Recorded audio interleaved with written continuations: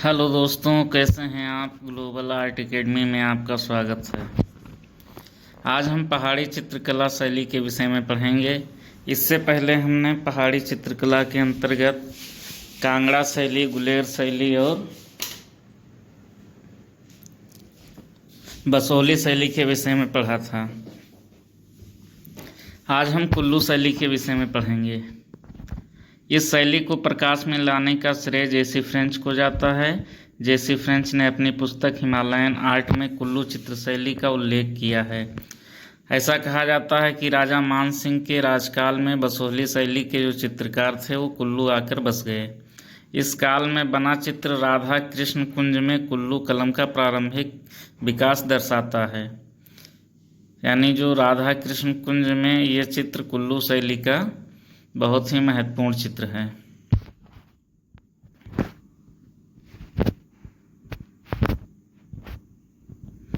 अगर हम बात करें कुल्लू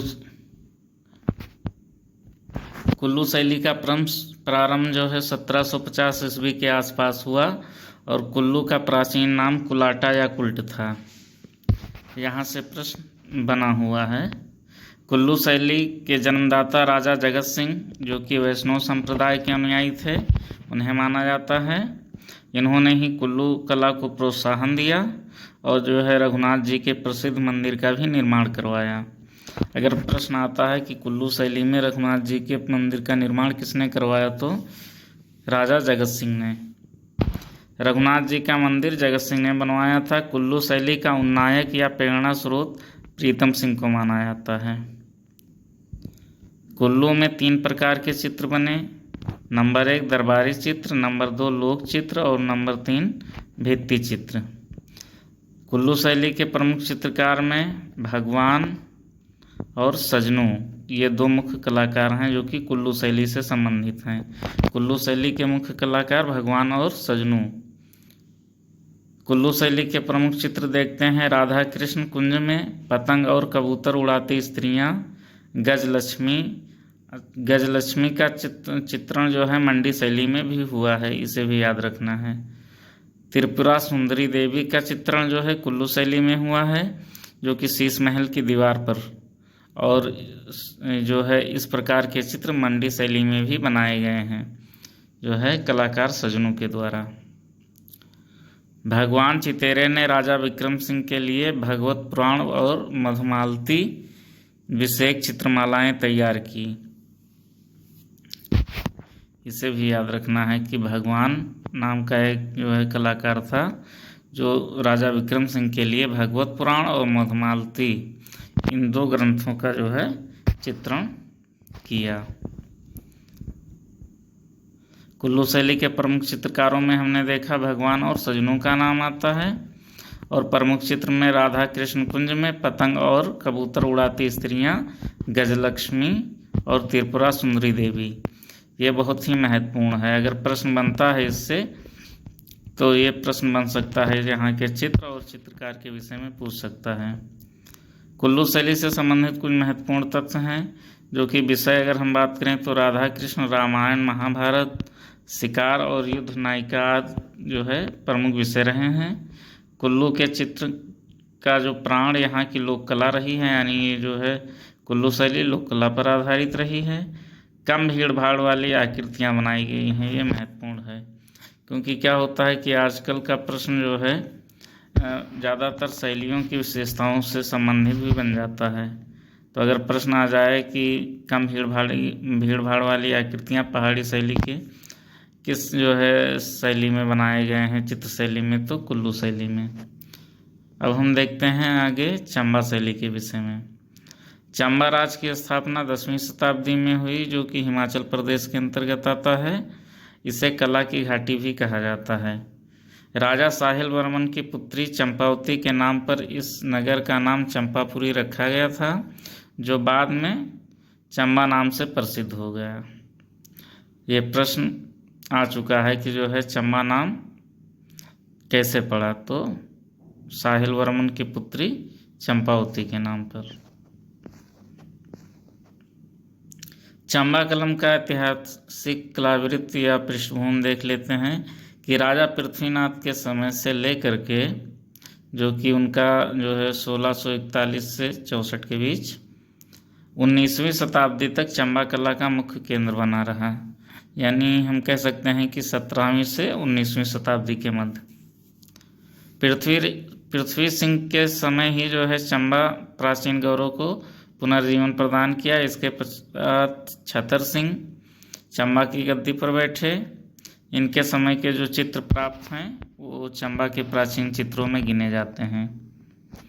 और इनके पश्चात चंबा चित्र शैली का आरंभ राजा उदय सिंह के समय में माना जाता है। और उनके पश्चात राजा उग्र सिंह जो 14 वर्ष तक शासक रहे। और इसके बाद जो है दलेल सिंह जो कि 23 वर्ष तक इनका शासन रहा। राजा उग्र सिंह के पुत्र महाराजा उम्मेद सिंह जो 1748 से 1764 के मध्य ये गद्दी पर बैठे। और यहीं से जो है चंबा शैली को एक नवीन यौवन मिला, यानी एक इनको आधार प्राप्त हुआ। वो बड़ा ही कला प्रेमी शासक हुआ। उसने 1755 में रंग महल का निर्माण कराया और रंग महल में चित्र बनवाए।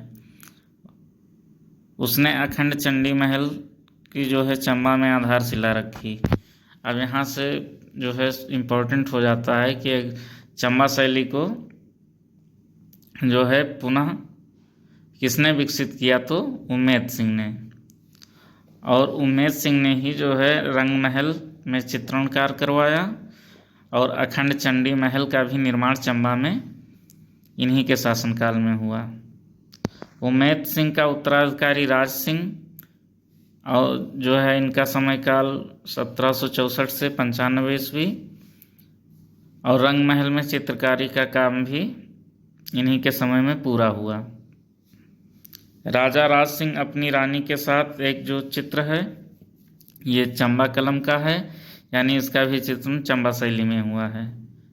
चित्र का क्या शीर्षक है, राजा राज सिंह अपनी पत्नी के साथ। राज सिंह के समय निक्का नामक जो चित्रकार है वो गुलेर से चंबा आकर बस गया था। ये भी इम्पोर्टेंट पॉइंट है।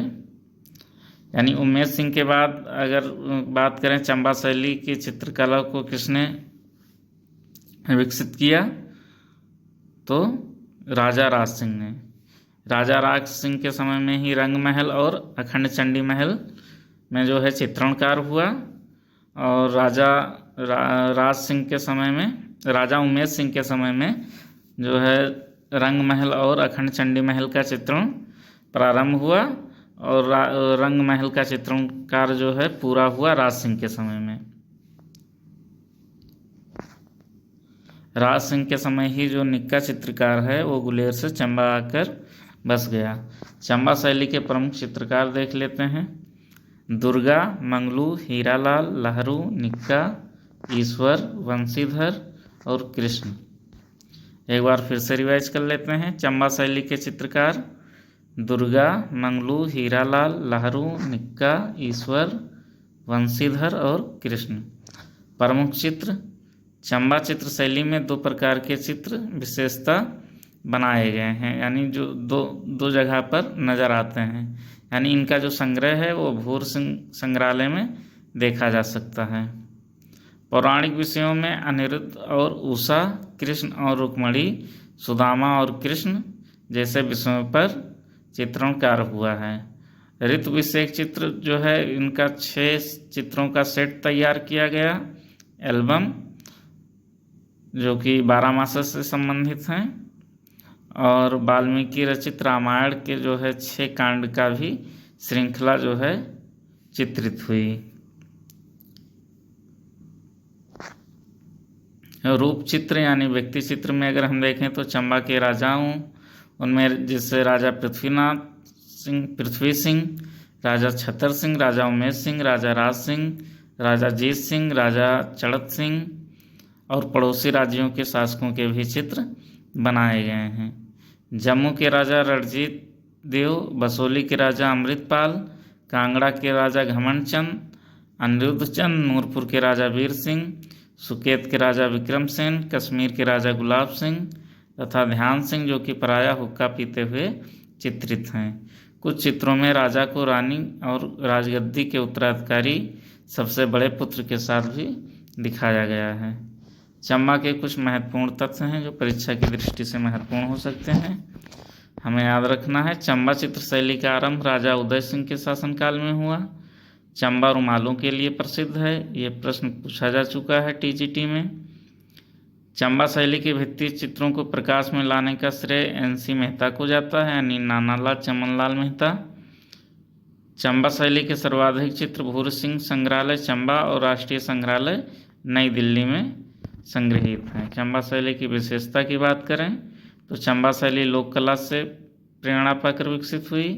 चंबा के चित्रों में बारीक और कोमल रेखाओं का प्रयोग किया गया। चंबा में मानव आकृतियां प्रायः खड़ी बनाई गई हैं, यह विशेषता है। 19वीं शताब्दी के मध्य यह शैली अपने मौलिक रूप में विकसित हुई। अब चंबा शैली के बाद हम बात करेंगे गढ़वाल शैली के विषय में। बात करें तो गढ़वाल पर कुछ वर्षों तक कत्यूरी वंश का शासन रहा है, यानी गढ़वाल पर शुरुआत में अगर हम देखें तो किस वंश का शासक रहा, तो कत्यूरी राजवंश का शासन रहा। उसके पश्चात परमार वंश का आधिपत्य हो गया, जिनका संरक्षक जो संस्थापक था वो कनकपाल था। कनकपाल के बाद लगभग 500 वर्ष तक गढ़वाल की शासन परंपरा में काफ़ी फेरबदल हुआ, जो कि 1400 से 1498 तक बलभद्र शाह ने राज्य संभाला। ये थोड़ा हम समझने के लिए देख लेते हैं कि जो महिपत शाह, उनका पुत्र पृथ्वी शाह, इसके बाद उनका पुत्र फतेह शाह, और इसके बाद उपेंद्र शाह, और इसके बाद में प्रदीप शाह, और फिर ललित शाह, फिर सुदर्शन शाह, यानी 1815 से 1850 तक। गढ़वाल शैली के उन्नयन का श्रेय जो है चित्रकार मौलाराम को जाता है, ये महत्वपूर्ण है। सबसे प्रमुख कलाकार जो हैं गढ़वाल शैली के वो मौलाराम माने जाते हैं। मौलाराम देख लेते हैं प्रमुख चित्र जो है चित्रकार गढ़वाल शैली के।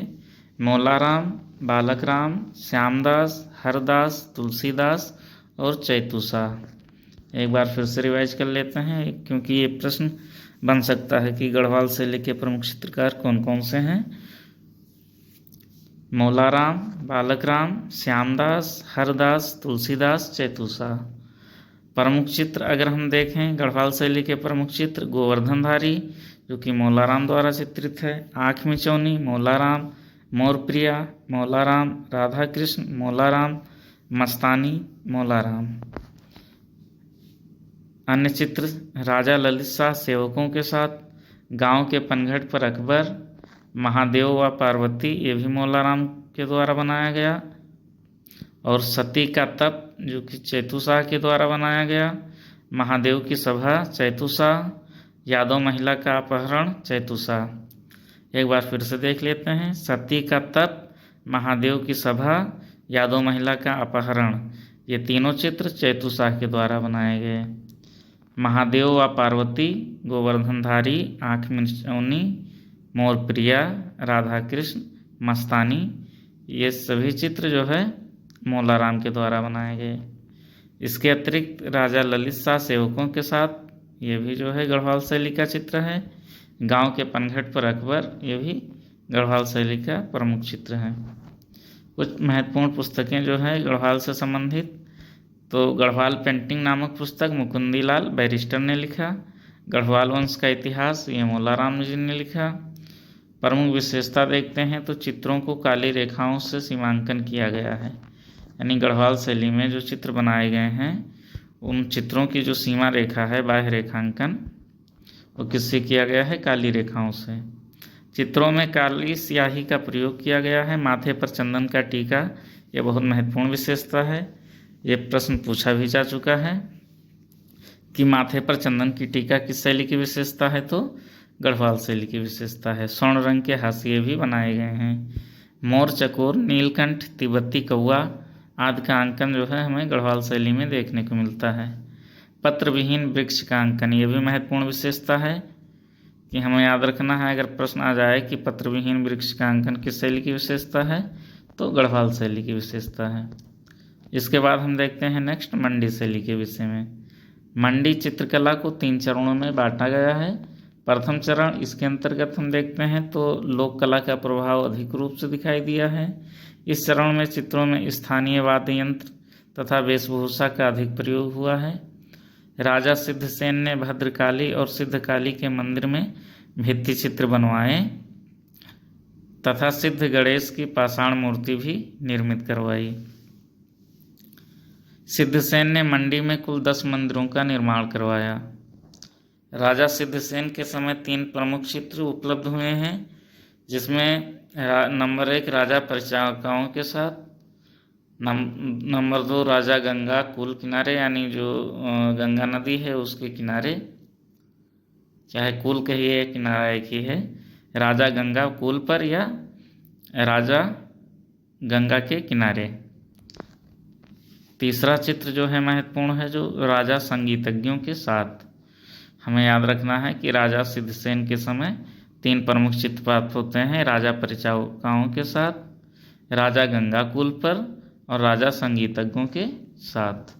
दूसरा चरण जो कि 1804 से 1846 ईस्वी के मध्य रहा है, इस चरण में अत्यधिक सुंदर चित्रों का निर्माण हुआ। इस चरण के प्रमुख प्रणेता ईश्वरी चंद्र सेन थे, जो कांगड़ा का प्रसिद्ध चित्रकार सजनू, जो कि 1808 या 10 में कुल्लू से मंडी आया हुआ था। सजनू ने हमीरहट काव्य पर आधारित लगभग 24 चित्रों की चित्रावली राजा ईश्वरी सेन को भेंट किया था। इसके बाद हम देखते हैं शिवरात्रि मेले का दृश्य। ये भी राजा ईश्वरी सेन के समय का प्रमुख चित्र है। इसके बाद देखते हैं राजा शमशेर सेन एक बच्चे से प्यार करते हुए। ये भी मंडी शैली का जो है बहुत ही महत्वपूर्ण चित्र है। ये प्रश्न आ चुका है। जालिम सेन ने लोग हर्षक नगर जो है श्रृंगार कराया था। जालिम सेन ने लोग हर्षक नर श्रृंगार कराया था। जालिम सेन के समय मंडी में स्वर्ण और रजत रंगों का प्रयोग प्रमुखता से हुआ, यानी सोने चांदी के रंगों का प्रयोग मंडी शैली में हुआ। किसके समय में? जालिम सेन के समय में अत्यधिक हुआ। 1846 तक देवी देवताओं के अनेक चित्र बने, जिसमें गजलक्ष्मी का चित्र विशेष उल्लेखनीय है। इसमें 4 हाथियों को चित्रित किया गया है। इस चरण में कपूरगिरी नामक चित्रकार ने रामायण चित्रित किया, जो कि राष्ट्रीय संग्रहालय नई दिल्ली में संग्रहित है। ये महत्वपूर्ण पॉइंट याद रखना है कि मंडी शैली में किस चित्रकार ने रामायण पर आधारित चित्रण किया, तो कपूरगिरी ने। और ये सुरक्षित कहाँ है? राष्ट्रीय संग्रहालय नई दिल्ली। अब हम देखते हैं मंडी शैली का तृतीय चरण। बलवीर सेन के सत्तारूढ़ होने के साथ ही मंडी शैली का पतन प्रारंभ हो गया। यही इसका तृतीय चरण है। इस चरण में मोहम्मद बख्श नामक कलाकार ने शिव और कृष्ण लीला से संबंधित चित्रों का निर्माण किया। मंडी शैली के प्रमुख चित्रकार के विषय में जानते हैं तो सजनू, जो कि मंडी शैली में काम किया है इन्होंने, और ये भित्ति चित्रण में सिद्धहस्त थे। इसके अतिरिक्त कपूरगिरी, मोहम्मद बख्श, ये भी भित्ति चित्रकार थे, दौलत और गहिया नरोत्तम दास। यानी प्रमुख चित्रकार में अगर हम देखें मंडी शैली के, तो सजनू, कपूरगिरी, मोहम्मद बख्श, दौलत, गहिया नरोत्तम दास। प्रमुख विशेषता भारी मुखमंडल और छोटा कद, ये मंडी शैली की मुख्य विशेषता है।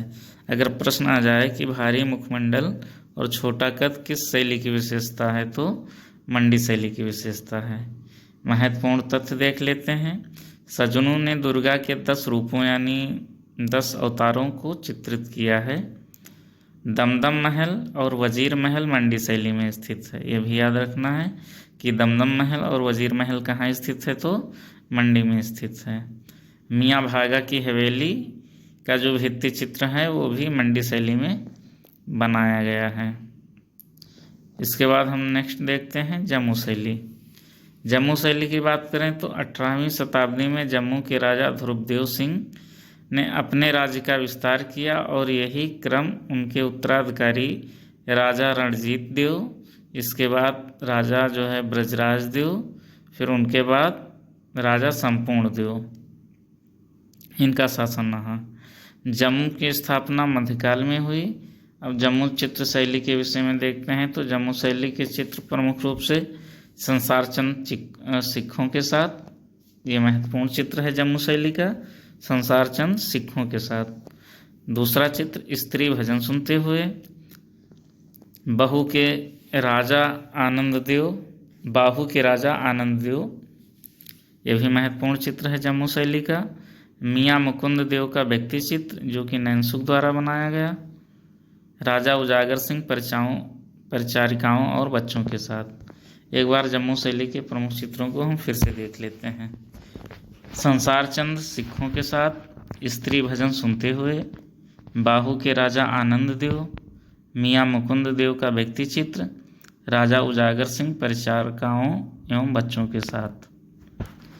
अगर हम चरमोत्कर्ष की बात करें तो जम्मू शैली का चरमोत्कर्ष राजा रणजीत सिंह के समय हुआ था। और जम्मू शैली की एक विशेषता है कि यहाँ पर टाकरी लिपि का सर्वाधिक प्रयोग हुआ है। ये भी प्रश्न पूछा जा चुका है पीजीटी में कि टाकरी लिपि का सर्वाधिक प्रयोग किस शैली में हुआ, तो जम्मू शैली में हुआ। इसके बाद देखते हैं नेक्स्ट पुंछ शैली के विषय में।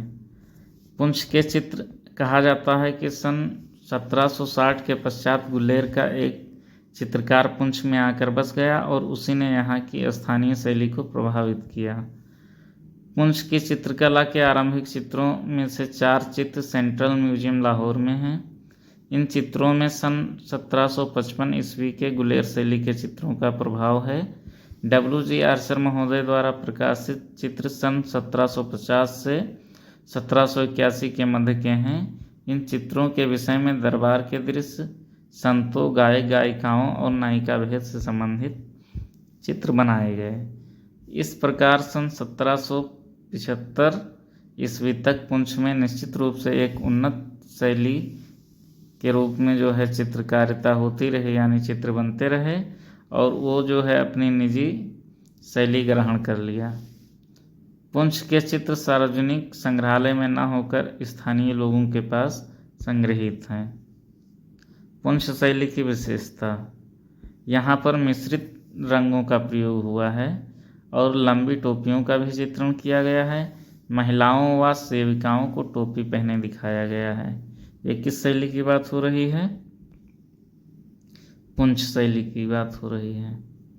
तो ये प्रश्न आ चुका है कि महिलाओं को टोपी पहने किस शैली में दिखाया गया है, तो पुंछ शैली में। याद रखना है पुंछ शैली की प्रमुख विशेषता क्या है कि मिश्रित रंगों का प्रयोग हुआ है, लंबी टोपियों का चित्रण हुआ है, महिलाओं और सेविकाओं को टोपी पहने दिखाया गया है। इसके बाद हम देखते हैं सिख शैली के विषय में, जो कि 1780 से 1839 ईस्वी तक। सिख शैली के प्रमुख संरक्षक राजा रणजीत सिंह थे। राजा रणजीत सिंह जो है कश्मीर शैली की, जो जम्मू शैली है, इसके भी संरक्षक थे और सिख शैली के भी संरक्षक थे। प्रमुख चित्र अगर हम देखें तो लाहौर, अमृतसर, आनंदपुर, कपूरथला और पटियाला आदि रहे हैं। प्रमुख केंद्र जो है सिख शैली के प्रमुख केंद्र लाहौर, अमृतसर, आनंदपुर, कपूरथला, पटियाला। सिख शैली में गुलेर और जम्मू के कला का अनुकरण हुआ है, यानी जिस प्रकार से हमें गुलेर शैली और जम्मू शैली में चित्र देखने को मिलते हैं, तो उसी का प्रभाव जो है कहीं ना कहीं सिख शैली में हमें देखने को मिलता है। सन 1875 ईस्वी में Mayo school of art Lahore में स्थापना हुई। सिख शैली के प्रमुख चित्रकार देख लेते हैं। अल्लाह बख्श, मल्लाराम, हरि सिंह और कपूर सिंह। सिख शैली के प्रमुख चित्रकार कौन कौन से हैं? अल्लाह बख्श, मल्लाराम, हरि सिंह और कपूर सिंह। सिख शैली के प्रमुख चित्रों को देखें तो गुरु नानक का व्यक्ति चित्र, ये थोड़ा मिसप्रिंट हुआ है। गुरु नानक का व्यक्ति चित्र, गुरु गोविंद सिंह घोड़े पर सवार, सिख गुरुओं जो है सिख सिखों के 10 गुरुओं का चित्रण हमें सिख शैली में देखने को मिल जाता है। इसके बाद हम देखेंगे बिलासपुर शैली। बिलासपुर कलम का इतिहास राजा दीपचंद से आरंभ होता है। यहाँ के प्रमुख चित्रकार जो है किशन चंद था। प्रमुख चित्र जो है रागिनी सोरथी और राम दरबार, ये याद रखना है। बिलासपुर शैली में हमें ज़्यादा कुछ नहीं याद रखना है, बस इतना याद रखना है कि जो बिलासपुर शैली है तो इसका आरंभ जो है राजा दीपचंद के समय होता है और यहाँ का जो प्रमुख चित्रकार था वो किशन चंद था। और बिलासपुर शैली के जो प्रमुख चित्र हैं वो रागिनी सोरथी और राम दरबार। इसके बाद हम देखते हैं कश्मीर शैली के विषय में। तिब्बती इतिहासकार लामा तारानाथ ने कश्मीर के हंसराज, जो इनका नाम हंसुराज भी कहीं कहीं लिखा मिलता है, तो उन कलाकार का उल्लेख किया है। किसने? लामा तारानाथ जी ने, जो एक महान चित्रकार और मूर्तिकार था। इसी ने कश्मीर शैली को एक अलग पहचान दिलाई, उनका ऐसा मानना था। विंसेंट स्मिथ ने लिखा है कि 1740 में महाराजा ललितादित्य ने कन्नौज पर विजय प्राप्त की तथा अपने कला प्रेम के कारण मध्य प्रदेश से कुछ चित्रकारों को अपने साथ कश्मीर ले आए, जिन्होंने उनके सानिध्य में रहकर कश्मीरी चित्र शैली का नवनिर्माण किया। सन 1740 ईस्वी का चित्र महाराजा गुलाब सिंह, ये जो है इनका व्यक्ति चित्र है, को एक हाथ में फूल व दूसरे हाथ में तलवार लिए हुए दिखाया गया है। ये जो है कश्मीर शैली का महत्वपूर्ण चित्र है, महाराजा गुलाब सिंह। यह चित्र कश्मीर शैली का सुंदर उदाहरण है। कश्मीर शैली में रामायण तथा कृष्ण लीलाओं के स्फुट चित्र प्राप्त हुए हैं। इन पर संस्कृत में श्लोक भी लिखा गया है। रसिक प्रिया के 44 चित्र प्राप्त हैं। किस शैली से? कश्मीर शैली से। प्रश्न अगर बनता है कि रसिक प्रिया के 44 चित्र किस शैली से प्राप्त हैं, तो कश्मीर शैली से। पुरुषों को धोती पहने दिखाया गया है। यहाँ लघु चित्रों के अतिरिक्त पट चित्रों का भी निर्माण हुआ है। महाराजा गुलाब सिंह का चित्र कश्मीरी शैली में बना है। यहाँ के महाराजा ललितादित्य ने मार्तंड सूर्य मंदिर निर्माण करवाया था, ये इम्पोर्टेंट है। अगर प्रश्न बनता है कि कश्मीर का जो है मार्तंड सूर्य मंदिर किसने बनवाया, तो महाराजा ललितादित्य ने। हमने लगभग पहाड़ी शैली से संबंधित जितने भी महत्वपूर्ण तथ्य थे उनको 2 वीडियो के माध्यम से, यानी इससे पहले हमने पार्ट 1 जिसमें गुलेर शैली, कांगड़ा शैली और बसोली शैली से संबंधित जाना था। इसके बाद जो है बची हुई शैलियों को हमने इस टॉपिक में कवर किया है और जो भी महत्वपूर्ण प्रश्न थे, जो भी महत्वपूर्ण पहलू थे, लगभग सभी पॉइंट्स को नोट किया गया है। परीक्षा में अगर पीजीटी से संबंधित कोई भी आर्ट एग्जाम में अगर प्रश्न बनते हैं तो निश्चित रूप से हमें यहीं से देखने को मिल जाएंगे। धन्यवाद।